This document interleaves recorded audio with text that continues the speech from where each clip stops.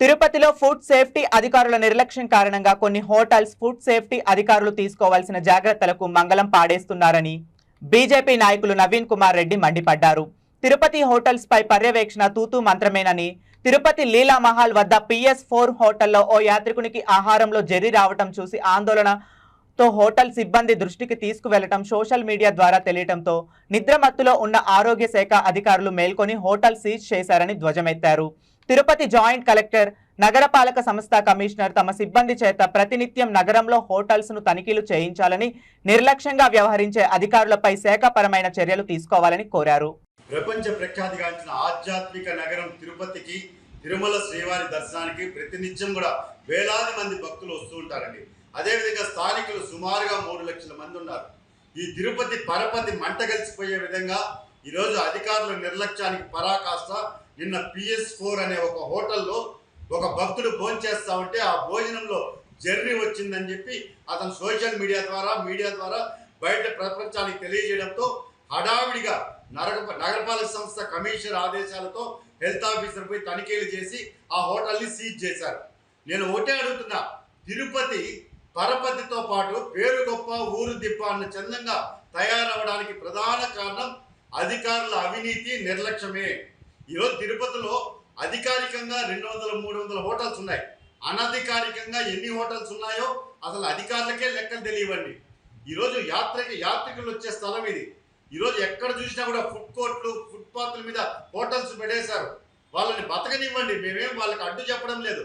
కానీ వాళ్ళు శుచికరమైనటువంటి ఆహారం భక్తులకి, స్థానికులకి అందిస్తున్నారా అన్నటువంటి పర్యవేక్షణ ఈరోజు తిరుపతి జిల్లా జాయింట్ కలెక్టర్ కింద పనిచేస్తున్నటువంటి ఫుడ్ సేఫ్టీ ఆఫీసర్స్ FS4 2 ఉన్నారండి. దాంతోపాటు నగరపాలక సంస్థ కూడా బాధ్యత తీసుకోవాలి. మరి ఫుడ్ FS4 ఏం చేస్తున్నారండి? ప్రతినిత్యం మీరు ప్రతి హోటల్లో కూడా తనిఖీలు చేసి శాంపుల్స్ తీసుకొని టెస్టింగ్ చేసి ఆ ముడి సరుకులు నాణ్యతగా ఉన్నాయా లేదా ఆడ వాడే నూనె పదార్థాలు రీసైక్లింగ్ చేస్తున్నారా అన్న దాని మీద అసలు కనీసం పర్యవేక్షణ లేకుండా మామూళ్ళ మత్తులో మునిగిపోయారండి. నెల మామూళ్ళు తీసుకొని ఈరోజు అధికారుల నిర్లక్ష్యానికి తిరుపతి పరపతి మంట కలిసిపోతుంది.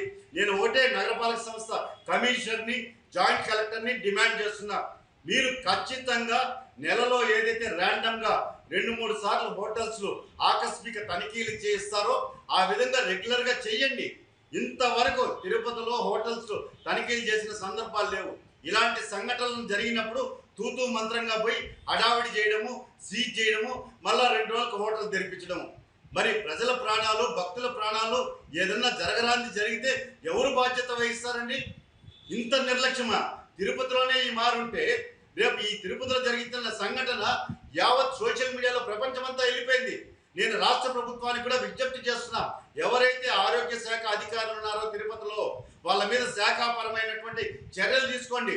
జాయింట్ కలెక్టర్ గారు బాధ్యత వహించాలి. మీ కంట్రోల్లో ఫుడ్ సేఫ్టీ ఆఫీసర్స్ 2 ఉన్నారు. వాళ్ళు ఏం చేస్తున్నారు? తనిఖీలు ఎందుకు చేయడం లేదు? రెగ్యులర్గా ర్యాండమ్గా తనిఖీలు చేయాల్సినటువంటి బాధ్యత మీ మీద లేదా?